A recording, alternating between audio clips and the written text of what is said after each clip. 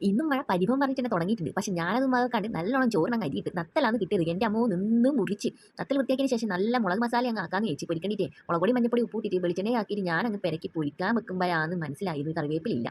എന്നാൽ പിന്നെ ഈ മഴയത്തും കറിവേപ്പില അങ്ങ് പറിച്ചിട്ട് വരാം. അങ്ങനെ ഞാൻ ഉണ്ടാക്കി കൊടയും വടിയെല്ലാം എടുത്തിട്ട് ഇറങ്ങിയിട്ടുണ്ട്. നല്ല കുറച്ച് പഴുത്ത ചക്ക ഉണ്ടായിന് അതും എൻ്റെ കയ്യിൽ പിടിച്ച് ഞാൻ രമേശിനെ കണ്ടിട്ട് അപ്പുറത്തെ കോട്ടേഴ്സിൽ പോയി. വേറെ ഒന്നിനല്ല കറിവേപ്പിലക്കാന്ന്. മഴ നമുക്കൊന്നൊരു ആസ്വാദനമല്ല. അങ്ങനെ പച്ചക്കറി തോട്ടത്തിൽ പോയിട്ട് രമേശിനെ തപ്പിയപ്പോൾ രമേശി അവിടെ ഇല്ല, കോട്ടേഴ്സിലാ പോയി. അങ്ങനെ ചങ്ങായി എനിക്ക് വേണ്ടിയുള്ള കറിവേപ്പിലെല്ലാം സെറ്റാക്കി വെച്ചിന്. ഞാൻ വരുന്നുണ്ട് എനിക്ക് വേണ്ടിയിട്ട് പേരക്കെല്ലാം മുറിച്ചിട്ട് തന്ന് കൈസ്. എന്തായാലും നമ്മളവിടെ കൂടിയ എന്തെങ്കിലും തന്നിട്ടും തിന്നിട്ടും പോവുള്ളൂ.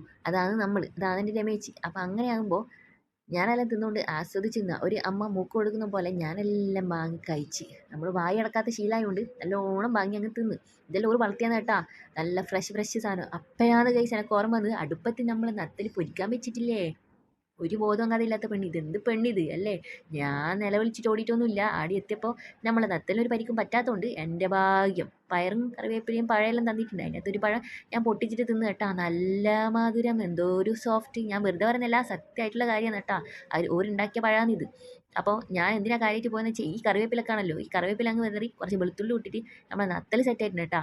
അപ്പോൾ അത് കഴിഞ്ഞപ്പോൾ ഞാൻ വേഗം എന്താക്കി, അടുത്ത മുളക് കറി അങ്ങ് ഉണ്ടാക്കാമെന്ന് വെച്ച്. നത്തൽ മുളക് ഇട്ട് അതും സെറ്റായി കഴിഞ്ഞാൽ പിന്നെ ചോറല്ലേ ഉള്ളൂ. ചങ്ങായി വന്നപ്പോൾ നമ്മൾ ചോറങ്ങ് തിന്ന്. വേറെ ഒന്നും കാര്യമായിട്ടില്ല, ഇതേ ഉള്ളൂ. നല്ല മഴയല്ലേ, അങ്ങ് തിന്നലന്നെ. അപ്പം വേറെ ഒന്നുമില്ല, എന്നാൽ പിന്നെ കാണാം കേട്ടാ. Bye bye.